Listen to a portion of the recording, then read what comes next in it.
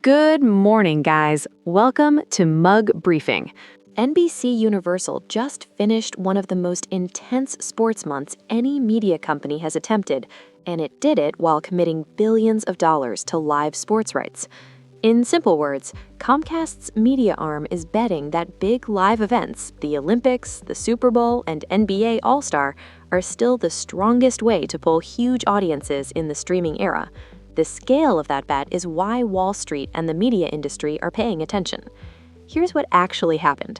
Over the past several days, NBCUniversal highlighted the results of what it branded Legendary February, a stretch anchored by the Milan-Cortina Winter Olympics, Super Bowl LX, and NBA All-Star Weekend.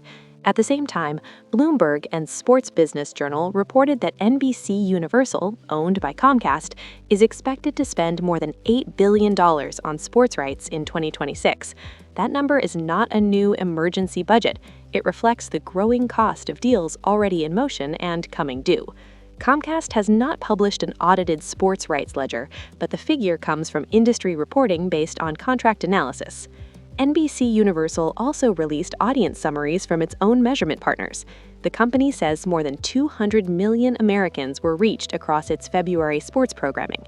It reported that Super Bowl LX averaged about 124.9 million viewers across NBC, Peacock, Telemundo, and NFL Plus, with a peak of 137.8 million. Those numbers are company summaries based on Nielsen's measurement systems. They are not raw spreadsheets released to the public, but they follow standard industry reporting practice.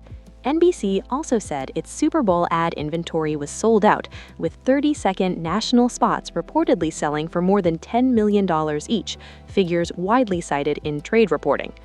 This concentration of events is unusual.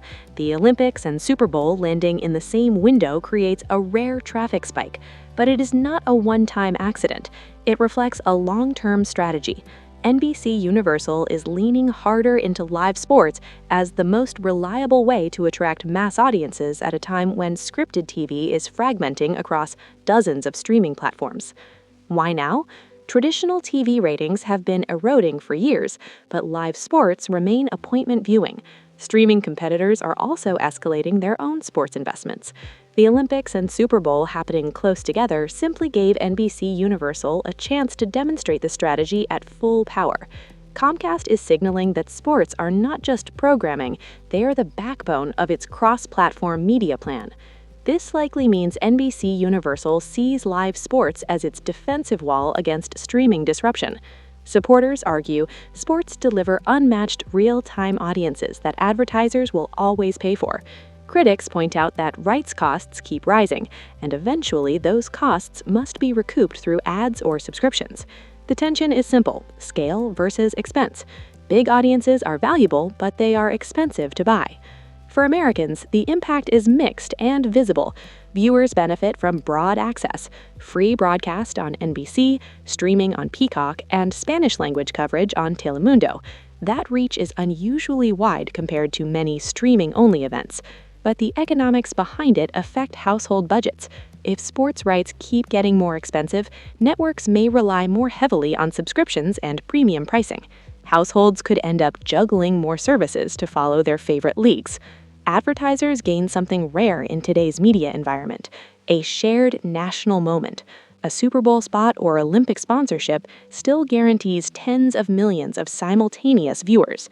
Smaller networks, however, can be squeezed out as bidding wars push rights beyond their budgets. Investors face a different equation. Heavy sports spending can stabilize advertising revenue, but increases long-term cost exposure. Shareholders are watching to see whether subscriber growth and ad demand justify the scale. What happens next depends on conversion. NBCUniversal's challenge is turning event spikes into durable habits. If Peacock retains new subscribers after the game's end, the strategy looks stronger. If viewers cancel after the spectacle, the math becomes harder. Rights costs are likely to keep escalating industry-wide as competitors counterbid. Comcast could adjust future spending if margins tighten, but retreating from sports would risk losing the very audience it just proved it can gather. It's important to understand what this does not mean. This does not signal a full revival of traditional television. It does not prove sports are automatically profitable.